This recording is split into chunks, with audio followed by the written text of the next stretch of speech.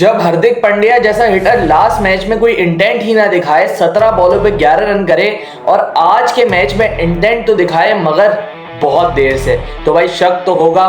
खैर, इन शक और शुबात को दूर रख के स्ट्रेट टू द टॉपिक आते हैं, आज के मैच पे बात करते हैं। तो भाई सबसे पहली बात जो खल रही है, क्या तिलक वर्मा जैसे प्लेयर को बीच मैच से वापस भेजना, क्या ये ठीक डिसीजन था?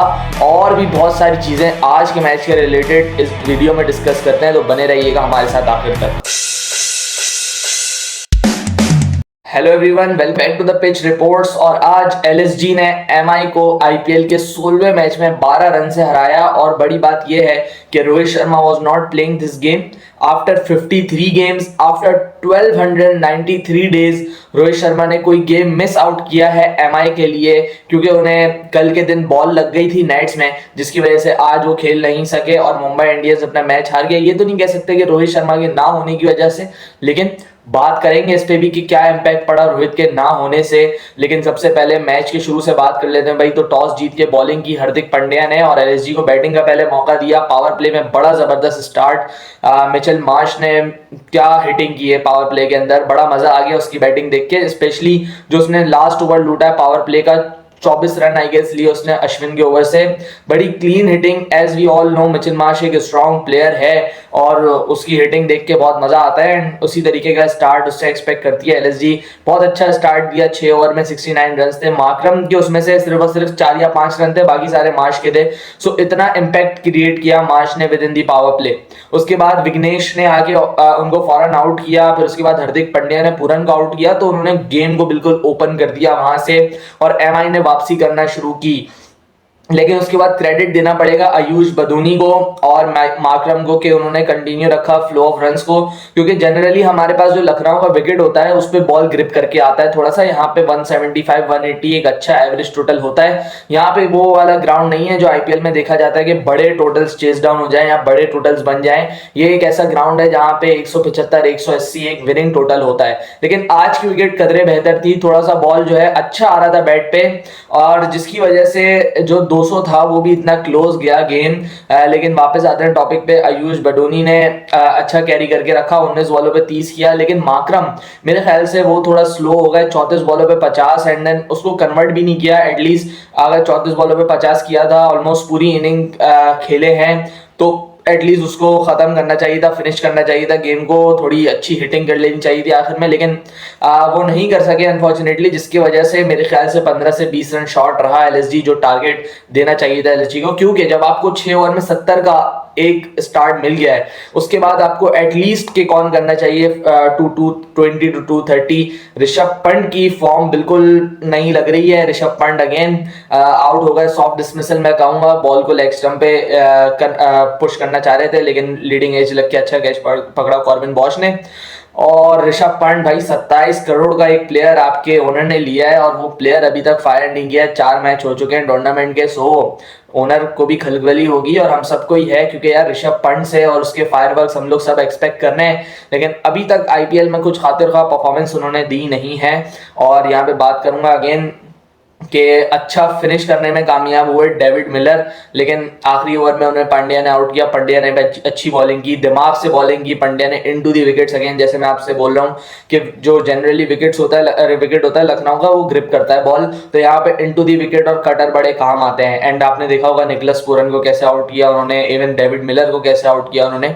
सारी बॉल इनटू दी विकेट थी एंड स्लो ओवर्स थी, जिसकी वजह से फायदा हुआ। सो बड़ी दिमाग से बॉलिंग की और ट्रेंट बोल्ट ने भी अच्छा स्पेल किया 4 ओवर का अपना। सो वो एक डिसेंट टोटल पे after a very good start LSG ने जो लिया था, उसके बाद एक डिसेंट टोटल पे पकड़ने में कामयाब हो गए थे एलएसजी को। फिर उसके बाद अगर मैं बैटिंग पे बात करूं, अब मैं जिक्र कर लेता हूं कि रोहित शर्मा के ना होने से क्या इंपैक्ट पड़ा। देखिए, ये जो विकेट्स होती हैं जहां पे बॉल बल्ले पे सही से नहीं आता, वहां पे फॉरेन प्लेयर्स जो हैं वो काफी हल्के होते हैं। बिकॉज अगर हम सेना कंट्रीज की बात कर ले, वहां पे फास्ट बॉलिंग ट्रैक्स होते हैं एंड बॉल बड़ा अच्छा बल्ले पे आता है। So they are used to of those conditions. लेकिन जब ऐसी कंडीशन आ जाए जहां पे स्पिन फेवरेट थोड़ी सी कंडीशन हो या बॉल ग्रिप कर रहा हो सरफेस में, वहां पे किसी लोकल बॉय ने यानी इंडियन ने ही चलना था।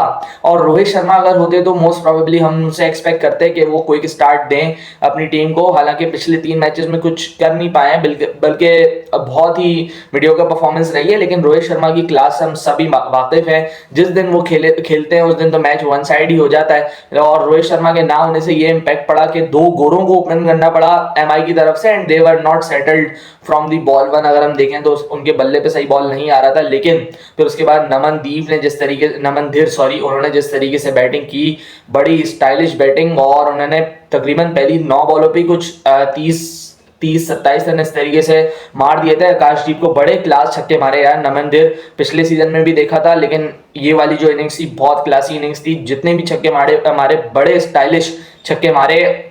और वो वक्त ऐसा था कि मुंबई इंडियंस को लग रहा था कि हम ये इजीली चेस डाउन कर जाएंगे, क्योंकि 3 ओवर में 45 रन हो गए थे मुंबई के कर्टसी नमन, और फिर सूर्या भी खड़ा था, सूर्या भी अपना टाइम ले रहा था, सेटल इन हो रहा था। तो वो एक ऐसी पार्टनरशिप थी जहां पे लग रहा था कि मुंबई इंडियंस एक अच्छा मैच जीत सकता है यहाँ से। लेकिन दिग्वेश, बहुत जबरदस्त स्पेल दिग्वेश ने किया वहां पे आगे। पहले तो नमन को आउट किया, फिर आगे जाके बात करता हूं कि इसने जो इंपैक्ट क्रिएट किया है दिग्वेश ने, वो मैच विनिंग इंपैक्ट था वहां से। फिर उसके बाद सूर्या कुमार यादव इतनी जबरदस्त इनिंग्स खेल रहे थे। मुझे याद पड़ता है इन्होंने इसको आवेश खान को 3 चौके मारे इसने, एक स्क्वायर ड्राइव मारी, एक कवर ड्राइव, अगेन एक कट मारा, फिर दिग्वेश के अगले ओवर में 2 चौके कट पे मारे, एंड फिर आउट होने के लिए भी वही लेंथ एंड लाइन चूज की इन्होंने। बहुत गंदा शॉट एक क्रूशल मोमेंट पे इतने एक्सपीरियंस प्लेयर से एक्सपेक्ट नहीं करती कोई भी टीम। आई थिंक वहां पे कैरी करना चाहिए था, और अगर सूर्या 1 से 2 ओवर भी मजीद खेल जाता तो सूर्या मैच में ला सकता था। मुंबई को 67 रन चाहिए थे, सूर्या के लिए बहुत जबरदस्त चांस था कि फिनिश करें वहां पे मैच, लेकिन एक ऐसी शॉट जो उस लाइन एंड लाइन पे बनती ही नहीं थी। लेकिन कुछ बोल नहीं सकते क्योंकि सूर्या का गेम ही ऐसा है, वो अपने शॉट्स बनाता है, अपनी टेक्निक से खेलता है, वो उसका बिल्कुल गेम है। लेकिन आपको गेम की सिचुएशन जो आपकी टीम डिमांड करती है उसको भी समझना चाहिए था। जब आप इतने अच्छे टच में हो, जब आप बाउंड्रीज ले रहे हो हर ओवर में, वहां पे आप इस तरीके से अपनी विकेट थ्रो नहीं कर सकते। लेकिन फिर जब हार्दिक अंदर आया तो हार्दिक का अंदर आना वो एक टेलर मेड सिचुएशन थी फॉर हार्दिक पांड्या, क्योंकि हमें पता है वो जिस कैलिबर का प्लेयर है, जिस कैलिबर का हिटर है, जिस कैलिबर का फिनिशर है। हमने इंटरनेशनल क्रिकेट में हजारों बार देख चुके हैं अब तो कि हार्दिक पांड्या के लिए कोई भी स्कोर, कोई भी क्रंच सिचुएशन मैटर नहीं करती, वो इतना कूल एंड काम रह के खेलता है। लेकिन इस आईपीएल में 2 दफा फेल हो चुका है हार्दिक पांड्या कुछ करने से। पिछला मैच तो चले बहुत दूर था, लेकिन ये वाला मैच तो बहुत ज्यादा करीब था। हार्दिक को ये खत्म करना चाहिए था गेम, कोई इसमें एक्सक्यूज नहीं होना चाहिए था। अगेन अब यहाँ पे बात करूंगा मैं दिग्वेश के उस ओवर की जहां पे उस लड़के ने 4 डॉट या 3 डॉट करवाने में कामयाब हुआ वो, और वो जो था ना एलएसजी को लेके आ गया मैच के अंदर। आई थिंक बहुत जबरदस्त स्मेल दिग्वेश की जानिब से। पहले हमने वरुण चक्रवर्ती को देखा कि अपनी मिस्ट्री स्पिन से कितनी अच्छी बॉलिंग कर रहे हैं, फिर उसके बाद हमने यहाँ पे विघ्नेश को देखा कि चाइनामैन कितना अच्छा बॉलिंग कर रहा है, उसके बाद यहाँ पे दिग्वेश एक और मिस्ट्री स्पिनर। तो इंडिया के पास स्पिनर्स भी अब वो वाला जो पूल है वो भी एक अच्छा होता जा रहा है। और दिग्वेश का आज का मैच देख के बहुत अच्छा लगा, जिस लाइन एंड लेंथ से और जिस कंट्रोल से उसने अपनी वेरिएशंस को ट्राई किया है वो बहुत अमेजिंग था। और फिर उसके बाद जब आखिरी 2 ओवर में 30 रन चाहिए थे आपको, तो शार्दुल ठाकुर ने एक बॉल भी ऐसा नहीं किया जिसपे आप बाउंड्री कंसीड कर पाए, और वहां पे आई थिंक बहुत खराब फैसला कर गया हार्दिक पांड्या। इस तरीके से किसी प्लेयर को विकेट के बीच से भेज देना, ये आई डोंट थिंक कोई अच्छी बात है। ये कोई गली क्रिकेट नहीं थी, ये इतना बड़ा इवेंट है, और तिलक वर्मा इंडिया खेल चुका है, तिलक वर्मा इंडिया के लिए सैकड़ा भी जड़ चुका है, तो इस चीज को रियलाइज करना चाहिए था। आई नो डेज होते हैं जहां पे लगते नहीं है प्लेयर से, लेकिन हम देख रहे थे कि तिलक ट्राई करे जा रहा नहीं लग रहे थे वो अलग बात है, लेकिन आपको उसकी कैपेबिलिटीज पे डाउट नहीं होना चाहिए, और आपने उसको रिटायर हट करवा दिया एक ऐसे प्लेयर को जो कि बिल्कुल ठीक खड़ा था। सो दैट डजंट जस्टिफाई, क्योंकि कितना हर्ट किया होगा उसके कॉन्फिडेंस को वो सिर्फ तिलक वर्मा ही जानता है। और ऐसा अच्छा नहीं लगता कि किसी भी प्लेयर, ऑब्वियसली करोड़ों लोग मैच देखते हैं और एक प्लेयर की भी इज्जत होती है, सेल्फ रिस्पेक्ट होती है, और उसको इस तरीके से बीच से बिल्कुल वापस भेज देना पवेलियन में, तो ये बिल्कुल अच्छी बात नहीं है। And I think Hardik Pandya को ऐसा बिल्कुल नहीं करना चाहिए था। एंड आपने उसको भेज के बुलाया भी किसको, मिचेल सेंटनर को। अगर चले मिचेल सेंटनर ने कितने रन किए, 2 बॉलों पे 2 रन किए, तो वो 2 बॉलों पे 2 रन अगर मिचेल सेंटनर ने करने थे, वो 2 बॉलों पे 2 तिलक वर्मा भी कर लेता तो कोई मसला नहीं था। क्या पता बाउंड्री मार लेता, लेकिन आपको क्रेडिट देना पड़ेगा यार बॉलर को जहां पे ड्यू होता है। शार्दुल ठाकुर की जो बॉलिंग थी वो बहुत जबरदस्त सेकंड लास्ट ओवर उसने किया, एक भी बॉल ऐसा नहीं जिसमें बाउंड्री लग सके। आप खुद भी खेल रहे थे हार्दिक पांड्या, आप खुद भी खेल रहे थे, लेकिन आपसे भी तो शॉट नहीं लग रहे थे। आपने भी आखिरी ओवर में जाके छक्का मारा है ना अवेश खान को, उससे पहले तो आपसे भी शॉट नहीं लगे कोई, आपने भी टाइम लिया सेटल होने के लिए। सो दोनों के पास चांस था, हार्दिक पांड्या के पास भी चांस था और तिलक वर्मा के पास भी चांस था टू फिनिश द गेम, लेकिन नहीं कर पाया। ऑब्वियसली इंसान है, एट द डे होता है ऐसा कि कोई सिचुएशंस ऐसी आ जाती हैं जहां पे मैच फिनिश नहीं हो पाता या आपसे इवन शॉट्स भी नहीं लग रहे होते, and this was the kind of day which Tilak Varma was facing today. लेकिन ऐसा कर देना महिला की तरफ से हुआ है, हार्दिक पांड्या की तरफ से हुआ है, किसी की भी तरफ से हुआ है, बहुत बहुत गलत हुआ है यंगस्टर के साथ। आई डोंट थिंक इससे उसका कॉन्फिडेंस बूस्ट हुआ होगा या कुछ हुआ होगा, वो मजीद गिर गया होगा। वो क्या फील कर रहा होगा वो उसी को पता है, और बहुत डैमेजिंग आज का दिन रहा तिलक के लिए, और उसको वापस से कमबैक करना पड़ेगा और जवाब देना पड़ेगा इस चीज का, क्योंकि Tilak Varma I believe is one of the future stars for Indian cricket. खैर, मुंबई इंडियंस अब 4 में से 3 गेम्स हार चुका है, सिर्फ और सिर्फ एक जीता। टूर्नामेंट में वापसी करना बहुत जरूरी है, क्योंकि अब जो है अब टूर्नामेंट्स काफी तेजी से आगे बढ़ रहा है। हर टीम ने तकरीबन 4-4 गेम्स खेल लिए हैं अपने, और एलएसजी भी 2 जीता है, 2 हारा है। मुंबई इंडियंस 3 जीता है, 3 हारा है, 1 जीता है। So Mumbai need to come back और प्रूव करनी है अपनी चीज, क्योंकि 5 दफा के चैंपियंस हैं और बहुत ज़्यादा चीज़ें, बहुत ज़्यादा लोग इनसे एक्सपेक्ट करते हैं। ऑब्वियसली सबसे बड़ा स्टेट है इंडिया का महाराष्ट्र, और वहाँ को रिप्रेजेंट करता है मुंबई। सो ऑब्वियसली बहुत ज़्यादा एक्सपेक्टेशंस होती हैं।